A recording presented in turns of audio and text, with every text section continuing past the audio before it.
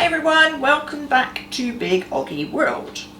So today we are going to make something simple-ish, but go on, I can see you coming. They say simple. I've never managed to make one yet. Well, I failed in school when I made this one. Right, we're going to make a chocolate Swiss roll. I'll be watching closely. Now, I will. The thing with the Swiss roll is you basically need a Swiss roll tin, which is one of these. So as you can see, it's basically a very thin, or not very deep, But heavy duty. tin. Now, we bought ours from Lakeland, didn't we? We did get ours from Lakeland. Yeah, we like Lakeland. Lakeland's nice. The thing with this recipe is there's very little of any ingredient. Well, yeah, I've been noticing that. Well, I suppose a sponge, or is a Swiss roll is a sponge, and a sponge is basically air. But when you think about it, our Swiss roll is going to be the size of this tin, so it's actually going to be quite a long Swiss roll. Yeah, there you go. It's there, long Swiss roll. Like that. And we're going to give it a go. Yeah. This is a fat-free sponge. So they say No it comes fat from in it. what magazine? It comes from It's the from Easy Easy Cook Cook. magazine. We're doing them as well. You're I'm doing gonna them. do Am I? those. Oh dear. Okay. I'll let you get on with it. So, like I said, fat-free sponge, very easy. First things first though, because this is quite a quick recipe until the point when it comes out of the oven. And The then, fiddly bit. well, it's not. Well, it is a bit fiddly, but then you have to let it cool completely before you can do anything. So the first bit of the recipe goes really quickly, and then you just have to wait around for it to cool, basically. Okay? Right, so Swiss roll tin. For this amount of ingredients, you need either a 22 by 32 tin, which is exactly what this is, from Lakeland, or if you've got one which is slightly smaller, if it's like 20 by 30, that will be fine too. But other than those two measurements, you have to either get a tin or find a way of adjusting the ingredients, because, like I said, there's not a lot of it. Swiss roll tins are very narrow. They are Yeah. designed for. And I think they are basically a uniform size. So you're going to get either the 22 by 32 or the 20 by 30, one or the other. Then you have to line it with some baking parchment, and that's quite important. Make sure that your parchment is non-stick, okay? Just line it like that. Cut the corners so that they sort of fold in, because you want this to go into the corners. And that is your tin ready. So the oven needs to be on a 200 fan, so that's quite high. 220 if you don't have a fan, and gas mark 7, so it's quite a high oven. But you're going to cook it quite quickly. I suppose it's a quick and fast thing. Well, that's the thing, point. because Yeah. there's no fat in it at all, it cooks quite a lot quicker. So, what we're going to do is we're going to take our flour and cocoa and sieve it into this bowl. And that's, again, the thing with the Swiss roll is all about lightness, about air. So, we'll sieve those two together. Obviously, what ingredients you need will be in the description below as usual. Yeah. There we go, that's ready to go. There really is very little in There this. is very little to this. And then in a stand mixer, or you could do it with like an electric whisk if you want, you're going to add 3 eggs.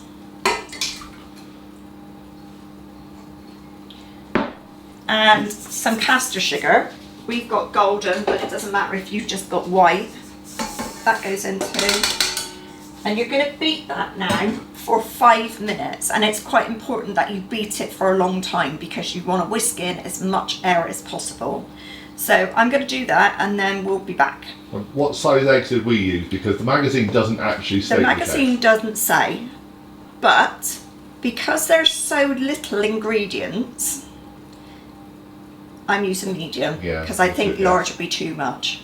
So I think medium, okay? But, you know, if you use this recipe, then I'd say use medium. If you use a different recipe, obviously follow what your recipe says, etc. 5 minutes, we'll be back.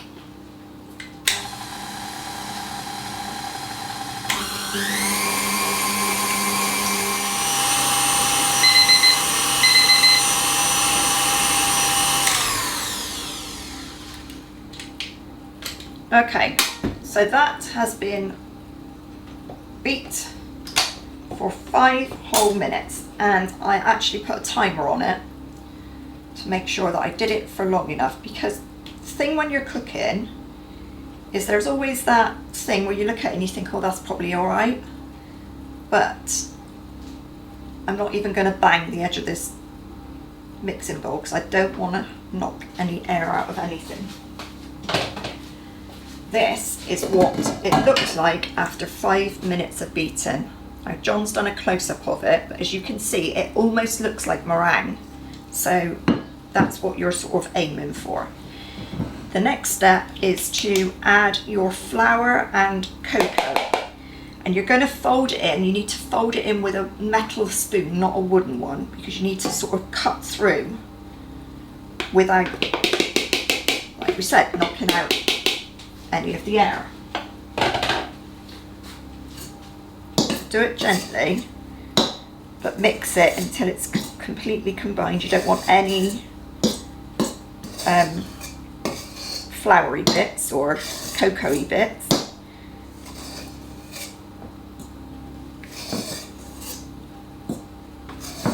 I'm presuming everybody knows how to fold in mixture. If you don't, you sort of get you work with the edge of your spoon. So you go round, you cut through the middle of your mixture, and then you sort of mix in a half circle again, cut through, mix, cut through, mix, cut through. There's something about cooking with cocoa powder. The smell is just fab. Now, as I was saying to John when I was busy beating, this mix, because there's no fat in it at all, it's one of those cakes that you really need to eat on the day that you make it. And to be fair, Swiss rolls, they're mainly air, aren't they? So I don't think they count as calories, quite frankly, because you can't count air as calories. We're going to fill ours with some fresh double cream, which we're going to whip up. And we have another few recipe suggestions if you want to fancy it up a bit more than just double cream. Right.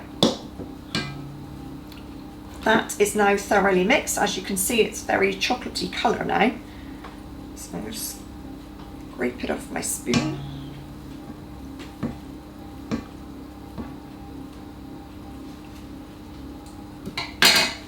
Bring my tin over and put it all into my tin.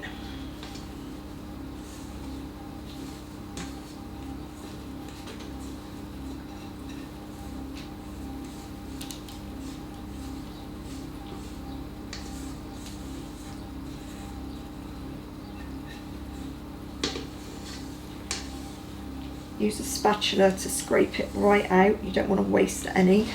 There's not much to waste, so don't waste any.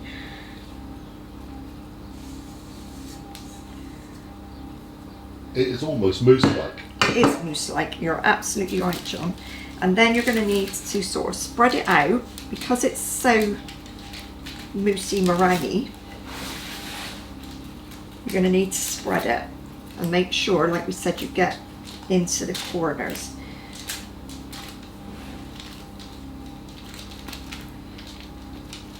It actually looks like it's not going to be enough, but remember, you have used self-raising flour,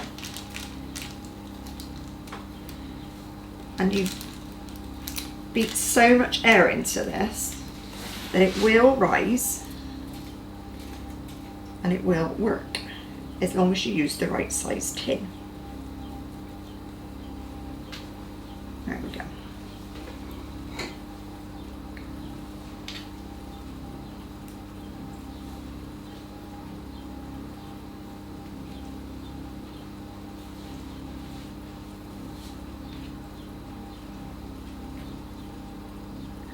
Right, So that now is going into the oven for 9 to 10 minutes. I will put it in for 9 and check it, but I will keep an eye in the meantime to make sure that it's not cooking quicker.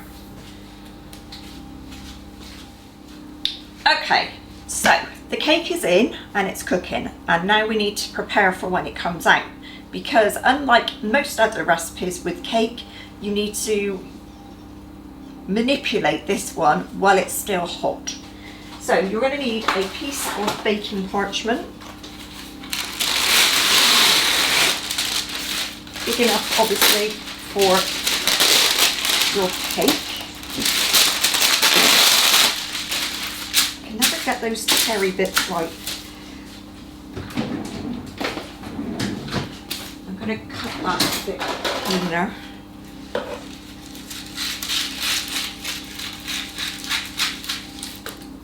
Right.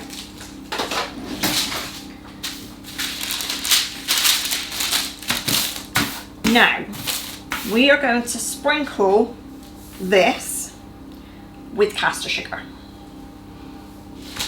Let's move that away so we can see. Okay, I'll move my timer as well. So we have some golden caster sugar.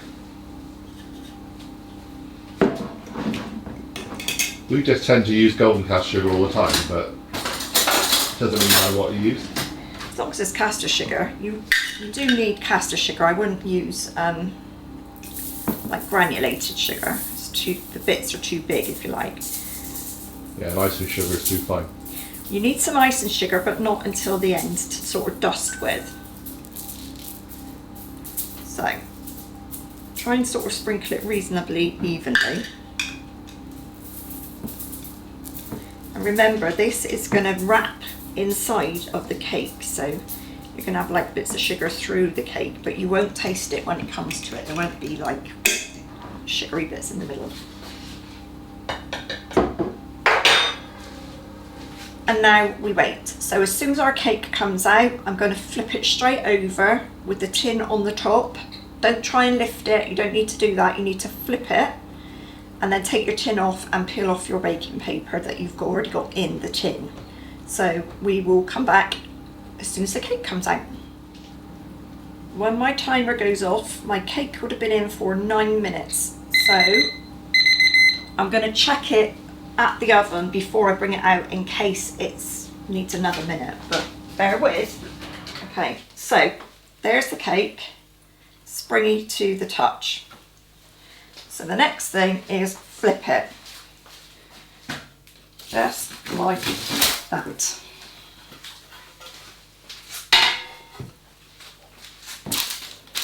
Now I'm going to sort of drag it up a little bit and then take off gently, be careful, your baking parchment.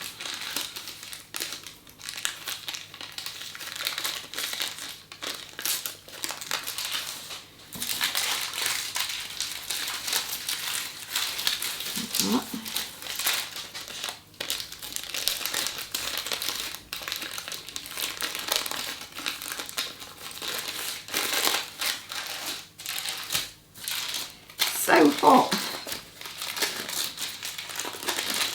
Yeah, do it now. I've got to start with fingers.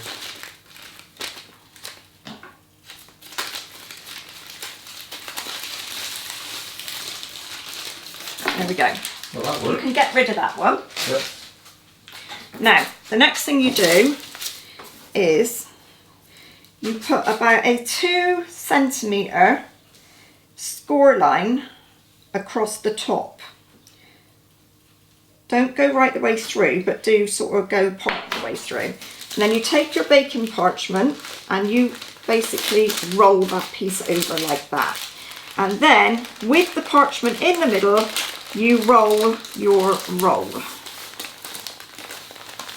Thus. And then I'm going to put this whole thing onto a cooling rack like that. Try and get, I'm going to put it so that the end bit is sort of on the bottom. And that is going to sit there as it is until it cools completely. You can't do anything with it now until it's completely cool. What I am going to do though is chop those ends off so that there's a bit more airflow to the middle of the roll. So we will be back in a few hours, or however long it takes, until our roll is cool. I don't know, John, do you want to get like a little picture of the end of it? Or, whoops, that's my... Or you just want to throw things on the floor? I don't know if they can see like that. Yep, that looks like a Swiss roll to me. There we go. So, it's quite hot still, and it's obviously steamy, which helps with the rolling, which is why you need to roll it up when it's very hot. So, we will be back in a little while when it's cool, and we'll fill it. See you in a bit. Okay, welcome back.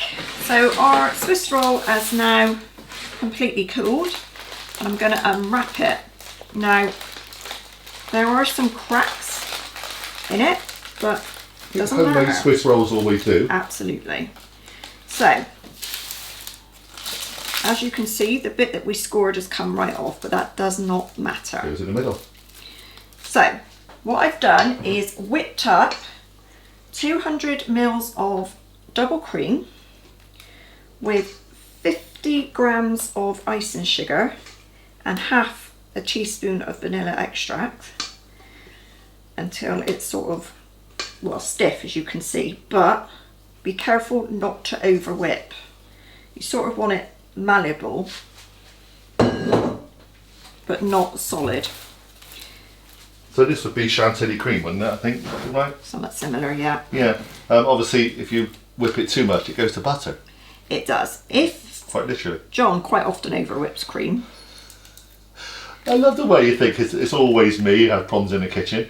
I just edit really well, love, when you do things wrong. Honestly. If you should happen to over whip your cream, you can save it. All you need to do is add a little bit of milk and whisk it around again. And you should be able to loosen it up and bring it back. That's my top tip for the day. Okay, so spread your cream out as best you can. Sorry about that. Yeah, we're all the same gang. Right, now, the bit that snapped off, doesn't matter, put that back on the edge. And then you're going to use your parchment to help you fold it over again. But this time, obviously, you're not going to put the parchment in the middle. So you just need to sort of squidge it like that and roll it. But you need to keep your parchment up or you're going to stick it to the cream. And gently roll the Swiss roll in. Or, if you don't like doing it with the parchment, you can do it with your fingers. And the cream is going to spread like that. And it really doesn't matter that you've got great, cracks or crevices in it. It's a bit like a roulade. A roulade cracks all the time, doesn't it? Because what you're going to do now is you're going to put it onto a plate, like this. And this is actually in the recipe. This is not just me trying to cover up things or whatever. We can show you the picture actually. It does exactly what it says. And then you get some more icing sugar and you sift it over the top. Hides a multitude of sins. Absolutely. Quite frankly, in the end, it is what it is. And you slice it up and it's a lovely cake for tea. What's the problem? There. One chocolate Swiss roll. Super easy. Obviously, takes a bit of practice and whatever, but look. Looks good from that side, love. It's going to be massive. Yeah. It's going to be much nicer than any shop bought one because It's a fork and plate cake. Absolutely. Yeah, it's not as pick up a slice of mini roll or whatever, is it? Now, because it's got no fat in it, it really needs to be eaten today. Oh, it will. Yeah. I'm sure it will. I don't think 24 hours, more than 24 hours is probably not good. Plus the fact, obviously, you've got fresh cream in it, so it needs to be kept in a fridge. I already spoke to the kids on the way taking them to college today, and they said we were doing the chocolate Swiss rolls. Oh, woohoo! Yeah, absolutely. They'll be gone. So, hope you liked it. If you do, give us a thumbs up. Give it a go. Yep. Don't be frightened of it. It's got to be broken to eat it, so it really doesn't matter. And unless you're entering a cake show, who cares? Absolutely. It's what as long tastes as it tastes like. good, I don't care. Absolutely. If you haven't subscribed, do please. That would be really helpful. If you have, thanks very much. If you know anybody else, give them a little nudge and tell them where we're to. We've got lots of stuff coming up. Please go over to our Facebook page, Big Oggie World, and you will see lots of comments and things over there and pictures and people sort of giving us suggestions for recipes and what they're making for their tea and all that type of thing. And just come and be part of our community, really. It's supposed to be fun, it really is. So anyway, hope you enjoyed it, and we will see you all again very soon. So bye bye for now.